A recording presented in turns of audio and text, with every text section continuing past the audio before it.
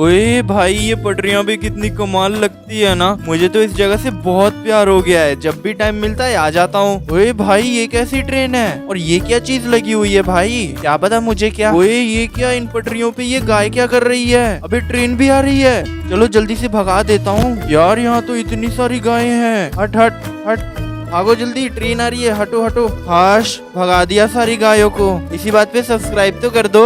और आप लोग भी अपने शहर के रेलवे स्टेशन का नाम जरूर कमेंट करके बताना। मैं तो चला अब घर भाई, बारिश में भीगते भीगते।